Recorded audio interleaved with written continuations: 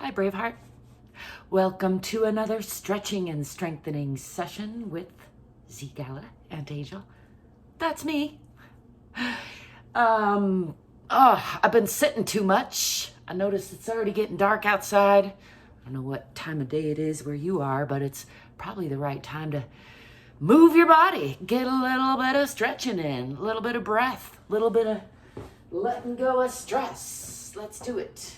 I'm going to start as I often do with just a little bit of free arm swinging. I'm realizing I brought my wrong glasses in here with me. These are my close-up readers. They don't help at all from a distance, so we'll just go fuzzy-eyed. It's all right. Getting used to it. Used to her and used to her it. Still silly, in case you were worried. Don't worry. That's still a thing. And still just winging it. Still like to remind everybody there's not one way to do this, to check in with your body, to love yourself a little more. To let go of some stress, drop into your own self and really just listen to what's going on in your body. You're going to have to figure it out for yourself, but you're welcome to follow along with me for a good start and then see what happens. Make sure you don't hurt yourself. Push yourself a little out of your comfort zone, but don't push yourself to where it doesn't feel right. Deal? Let's start with rooting yourself into the center of the earth. So bring your attention into the bottoms of your feet and just imagine you're connecting to the center of the earth there. So you're really grounded. Can keep your legs straight, but knees a little bit, just a little bit bent. I know that was two separate things, but you know what I mean. Don't lock your legs back, especially for this next part where we're gonna forward fold. And just check in with the spine. Let's go nice and slow. So again, I'm standing upright, but I'm not locking the knees, and I'm just rounding down, checking in with the body. Come all the way down as far as it's comfortable. That can be with your hands on your legs somewhere, but as you come down, try to be aware of where your waist is. Like if you put your hands on your hips, that's your waist. Come down further to where your legs go into your hips. That's your hips joint. And if you bend from that joint instead of your waist, you're going to find you have a lot more flexibility. So start with that and just hang your upper body from your lower body for a couple breaths. Letting go. See if anything wants to crackle and pop, as my things do. Let's do a little twist from here. So place one hand in front of the feet. I like to lift the left hand first. Look up past those fingertips for a nice little spinal twist. And then bring that back, that hand down and replace the other one. And look up at the other hand. I have to get my necklace out of my mouth. Looking up at the right fingertips or past them.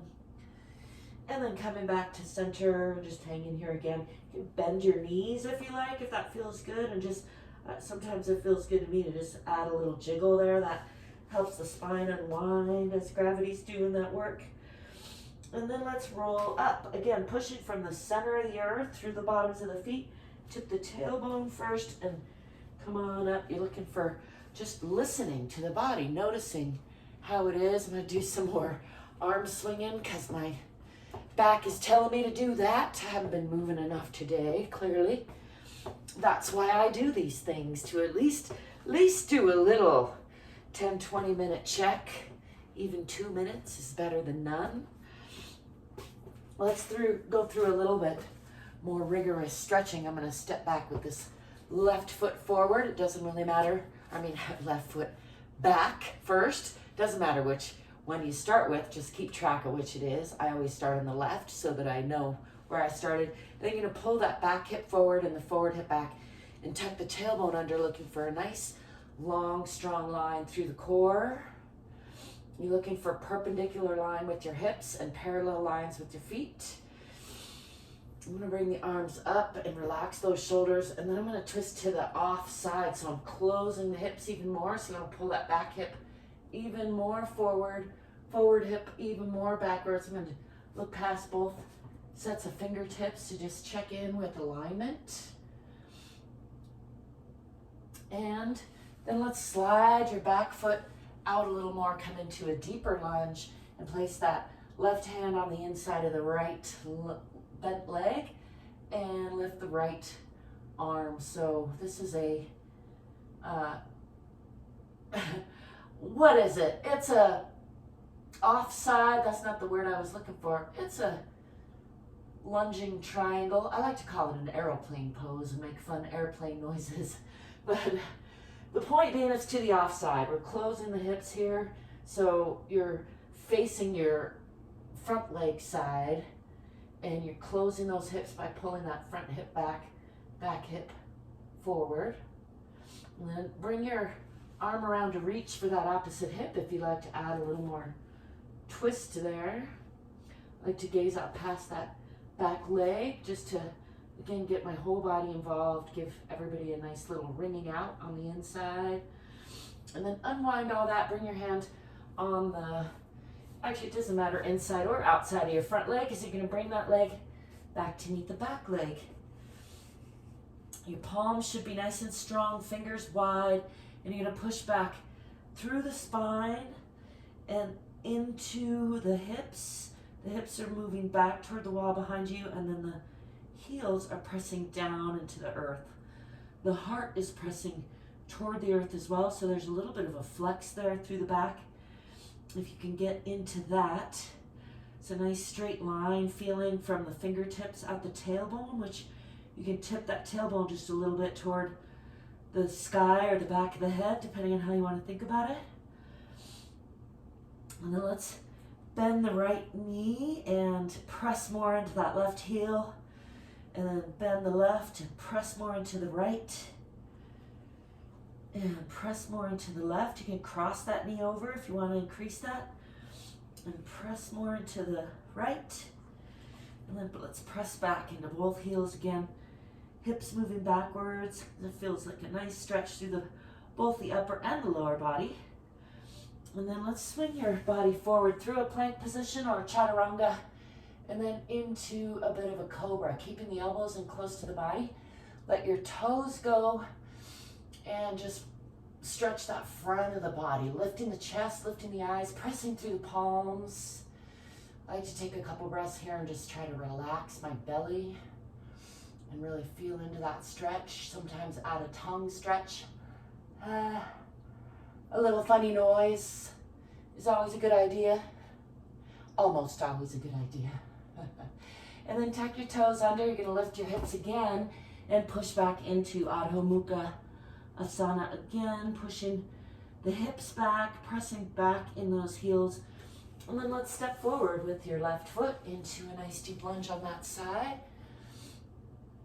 I like to add a little bounce to my lunges. You can bounce or not bounce. And then straighten your front leg and drape your upper body over your lower body. Aiming your chin for your toes, so it's a nice long upper body, nice long lower body.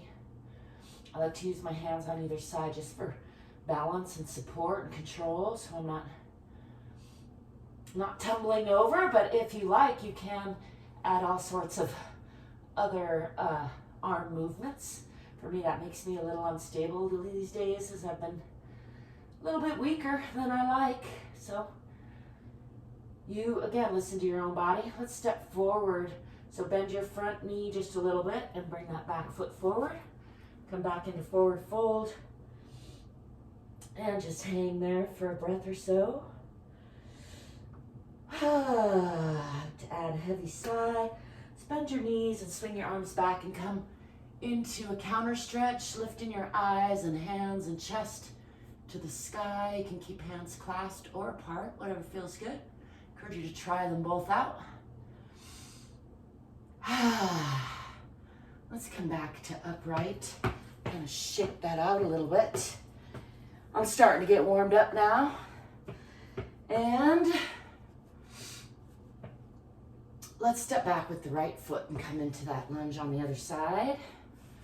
Again, looking for a nice stable, moderate lunge, and pull your back hip forward, your forward hip back.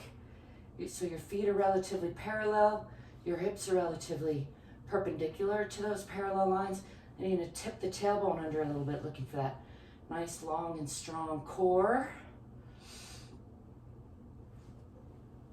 Let's bring the arms up and again twist to the off side. So pull that back hip forward even more, forward hip back even more. If you can, look out past your fingertips. I like to check in with my front arm. Just check that alignment, and if you have a mirror, that can be helpful. But it's also helpful for your balance to change your focus while you're in a pose. Sometimes it will throw you off balance, so do be careful. And then slide your back foot out a little more and bring that right hand down on the inside of the left leg and lift the left fingertips, pushing back into that back heel. Gaze up past those fingertips for a nice twist, a nice little hug of the internal organs, and then let's bring that hand around for an additional twist, reaching for that back hip, gazing out past the back heel, and still working to pull the forward hip back hip forward.